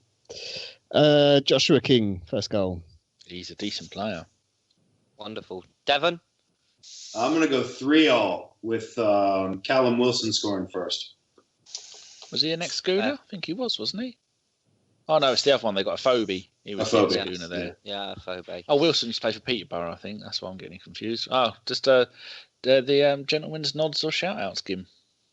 Yes, I'm going to start, and you'll probably hate me for this because I can imagine there are a few people that have got this man. But it is a shout-out and a very happy birthday to ABW's very own at Lagoonaholic. David, from all of us, we wish you a very happy birthday. We hope you're suitably sloshed by this point in time when it's 9:30 at night. Mm-hmm. And yeah, all the best from all of us at ABW. Thank you very much. Raj. Hold on. The last person that followed me is I really hope someone's dodgy. At AFC Mikey 1. There you go. He just followed me as well, and I think he followed the pod as well. There you go. Oh, Mad Wire 1 has just sent us a question, but we haven't got time. No, Chris would love this question as well. I favourite it, even though we can't answer favourite it. We'll use it next week. John? I've got a couple, but I'll be very, very quick. First is to the husband of Sharon Goodman, who has been ringing up the right stuff on Channel 5, the talk show, using different voices and saying that she's a bitch over and over again, which is hilarious. It's gone viral today. If you haven't found the video of it, have a look for I think it's called The Right Stuff, the programme. Yeah, Sharon Goodman. I tweeted it last night. Look it up, because I'm sure there's going to be lots more people ringing into that show that aren't that woman's ex-husband saying the same thing just because it's so funny. Another one is to Punky B. Danny, can you say scissors, please? Cutting device. My mum's Irish and I can't say the word properly. Go on, say scissors. Scissors. No, that's racialistic. At Punky B on Twitter, Danny's friend. Bringing me Swiss roll tomorrow. Come around for dinner. And the last one, very quickly, is to at Kelly Marr, who's had a bit of a rough week this week and last week. So, hope everything's going a bit better for you, Kelly. Hello, Kelly. Marvellous. Danny. Oh, I'm just stroking my pussy. Hey, Dora. Oh, good. Right, my one is yesterday. As people know, sometimes I don't put the radio show on iTunes straight away after because it takes an hour and a half to do, depending on how quickly iTunes and SoundCloud and all those on our website uploads it. And sometimes I think, you know what, it's 12 o'clock at night. I can't be fucked. I'll do it the next day. So yesterday, straight after the show, before I'd even had dinner, I said, right, I tweeted from the pod account. I'm editing and uploading it now. Do I get a medal? And then Matt Sansi, which is at MATTSANASI. I probably said his name wrong. He said no, and then he sent me the pod account, another one saying, okay, I felt bad, and he's actually done me a mock-up of a medal on his computer, and it says #1, or actually not, it's number 1 ABW, uploading show when tired and hungry. So he sent me a medal. So yeah, thank you, Matt. So I thought at least I could do. No, the very most I could do was give you my gentleman's nod, and also say well done to Gimli for turning up when you're not a well person. If anybody's seen his pictures on Twitter, see that's his dedication to this podcast, turning up when most others would go, I can't do it. Well done, Gim. Thank you very much. Devon, finish us off. Well, I never thought that I would give a shout out to a former Tottenham executive, but my shout out goes to Darren Eales and Carlos Bocanegra, who have done an amazing job in building Atlanta United into the force that it is here in the MLS here in the States. And I would also like to give a gentleman's nod to all of you and say happy 2018, everybody. Happy New Year, you guys. Thank you very much. That's just fantastic. So is there anything else you want to cover, Danny? Is there anything else we need to tell the good people before we close the ABW doors for the night? No, this Sunday the radio show is going to be live as usual. Thank you very much to everybody. We have had some outstandingly brilliant chat boxes as always, and like the last few shows, I've had a 97 thumbs up, 103, 89, 128, 94, 112. And sometimes there's 200 or 300 people in that chat box, and as long as you don't piss Jace off, then he won't ban you. But Jace is doing a really good job, and so is everyone else. And John has been working his ass off for the radio show and the pod, and so is Carl and everybody. Just everyone's doing everything at the moment. Everything's flowing swimmingly, and just want to say thank you to all the listeners and for giving us really high numbers and loads of things, loads of interaction. Which is without them lot in the chat box, it would be quite pointless doing them. Really, I think.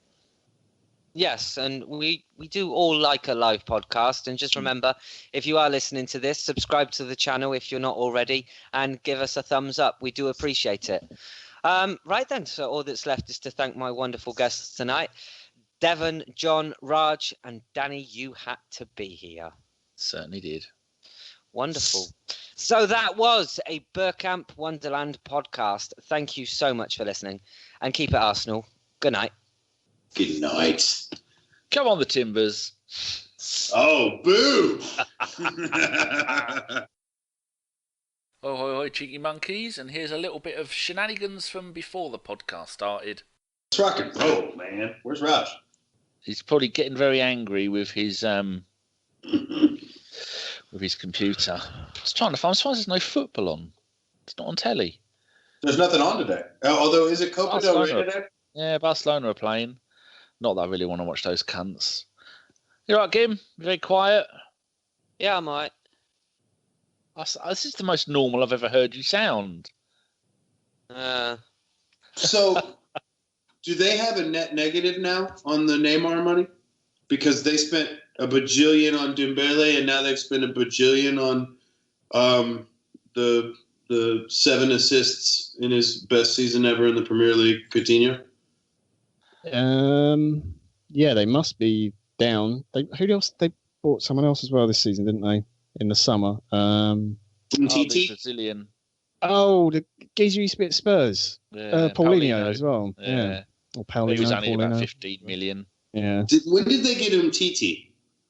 That was I think they had him at the start of last season. Was it last season? Okay. I think, yeah. But Barcelona pay in instalments anyway, don't they? They won't have paid all that money up front to Liverpool. Bastards. You don't think so? It wouldn't be on the Neymar money? Because they got a chunk of that up front, right? I doubt they paid the whole 140 in one go. Okay. I very much doubt that like Southampton got all of the Van Dijk money either, like in one go. There might be still like 20 odd million left to pay on that will come in the summer or something. I think all clubs work on the basis of like money, the money that's owed and coming in, that kind of thing. Recognising my headset for some reason. Oh. Is it the Bluetoothage? No, it's USB. You sound fine to us. Yeah. Oh, I don't mind doing it this way. It's up to you. You're the audio expert. Well, saying that, you know what? You know Devon does music as well. He's coming to the UK to tour. Yes, sir. Can you hear me, Raj? Yeah, I can hear you. I was telling him what you do. I said the Backstreet Beatles again. I don't know why I keep saying that. Because you're shit. No, it's like the astrology, the astronomy thing. Astrology is bullshit. Astronomy is good, and I always get them mixed up.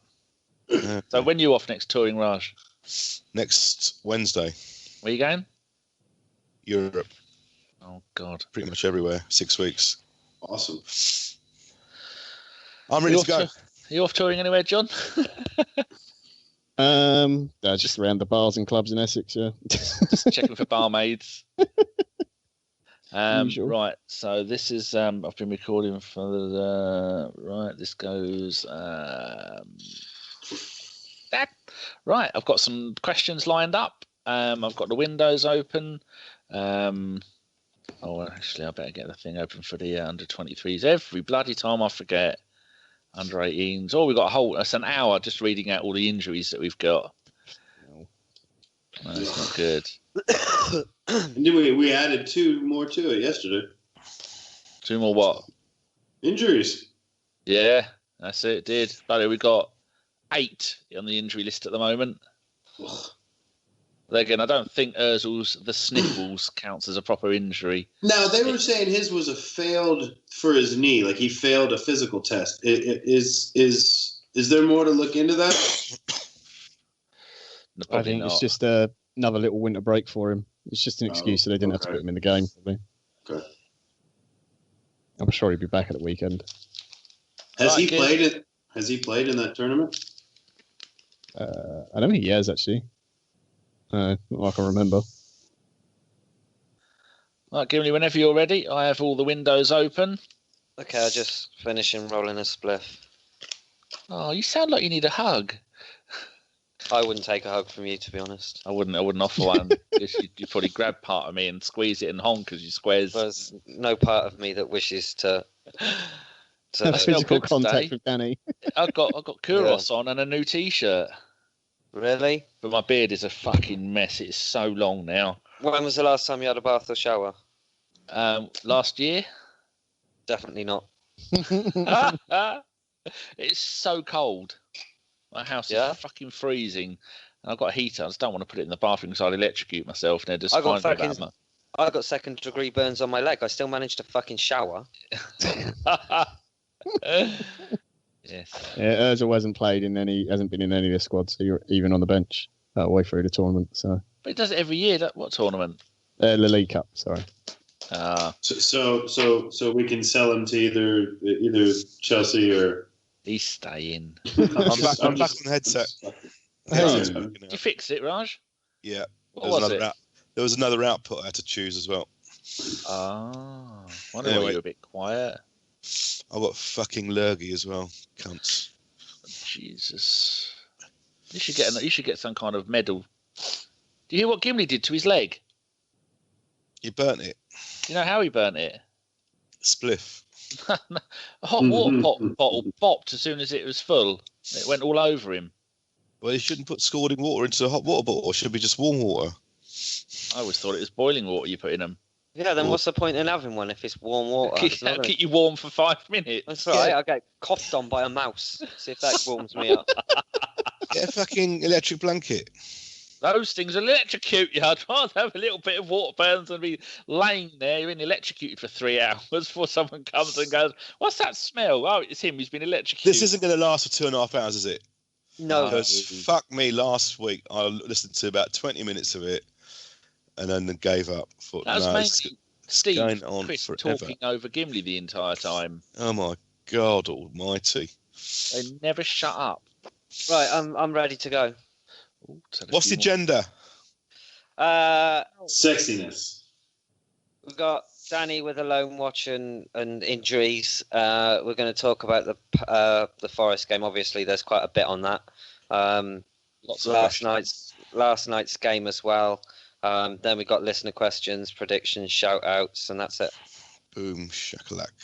Rude So, boy. Danny, if you could Yes. keep a note, Yes. we'll try and get all of the game or the match talk done in 45 minutes. Okay, the game's done in 45. Questions should take maybe the rest of the show. Yeah, probably. Yeah, that's cool. Right, I'm ready. We're aiming whenever you for are. about an hour and a half ish. Yes. Cool. Jolly good. Never going to happen. Everybody Right, so- ready? Let's rock and roll. Everything's there's recording, and the levels are all good, and all recording. The levels are good on the PC. Boop boop boop boop. Yep, they're all there. All right, I'm ready whenever you are, Mr. Gimli. Okay, 3, 2, 1. Hello and welcome to a Bergkamp Wonderland, an Arsenal podcast.